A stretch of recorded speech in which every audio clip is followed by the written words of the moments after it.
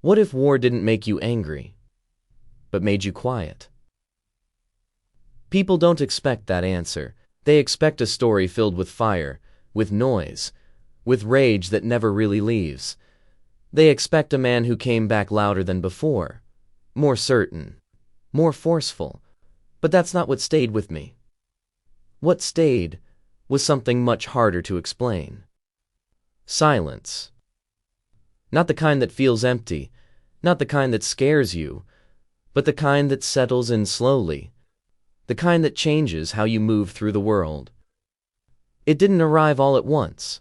It didn't announce itself. It slowly replaced things, one by one. After everything was over, I didn't come back wanting to speak.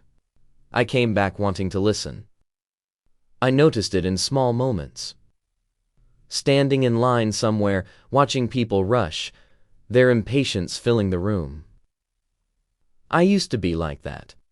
Always moving, always ahead of myself. But now, I wasn't in a hurry anymore. I stopped rushing conversations, stopped finishing sentences for people, stopped feeling the need to prove that I understood before they were done talking. There was a time when speed felt like strength. Fast reactions, fast opinions, fast judgments. I thought that if I moved quickly enough, nothing could catch up to me. But once you've seen how fast everything can disappear, you stop treating time like it's something you have to outrun. I started noticing pauses, the ones people skip over because they're uncomfortable. The seconds where no one knows what to say next. I learned to stay there. Because sometimes that's where the truth actually lives. There are things I don't rush anymore. I don't rush grief. I don't rush understanding. I don't rush forgiveness. I used to think silence meant weakness, that if you weren't speaking, you were losing ground. But now I know. Silence is often the strongest thing in the room. I don't interrupt people when they struggle to explain themselves. I don't correct their words when I already know what they mean. Because I've learned that clarity isn't always what people are asking for. Sometimes they just want to be heard without being fixed. I don't rush myself either.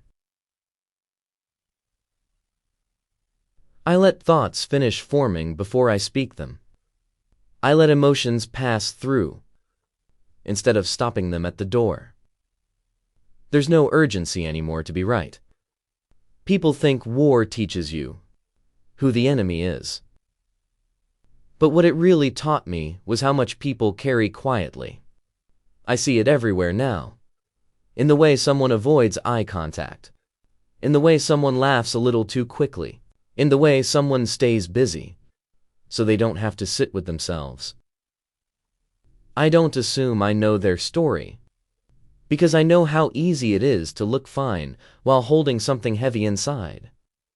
I stopped asking, what's wrong with them, and started asking, what have they already survived? I don't judge impatience the way I used to, or anger, or withdrawal. I've learned that most reactions aren't about the moment you're seeing. They're about something much older, something unfinished. And once you understand that, it becomes very hard to stay angry. People are surprised when I tell them this. I don't feel angry anymore. Not at the past, not at the world, not even at myself. That doesn't mean nothing hurts. It doesn't mean everything is resolved. It just means I no longer live in reaction.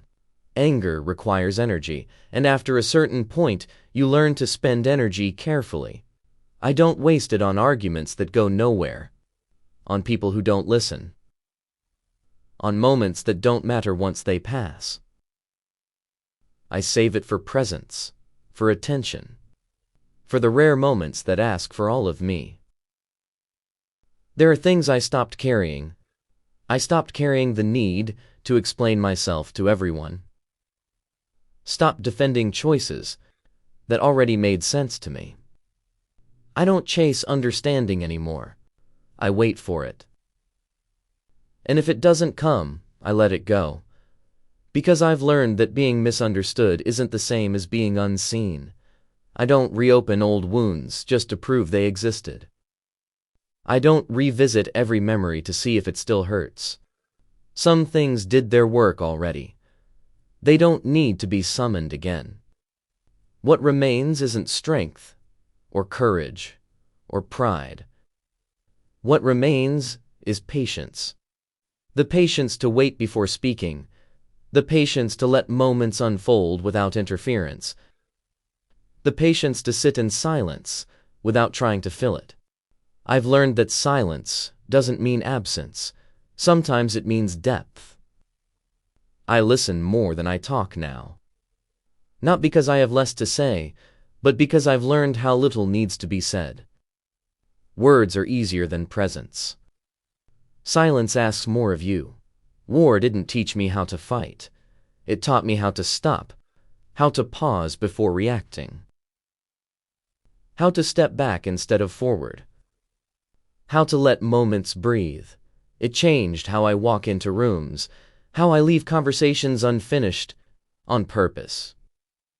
Because not everything needs closure to be complete. I no longer chase intensity. I look for meaning. I no longer confuse noise with importance, or movement with progress. Some of the most important moments in life happen quietly. So when people ask me, what war changed in me? I don't talk about fear, or courage, or survival. I tell them this: it slowed me down enough to notice what was already there.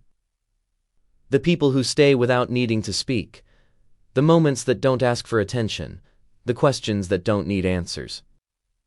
And if this moment feels familiar, if something in this silence sounds like your own, I'm here listening. You're not alone.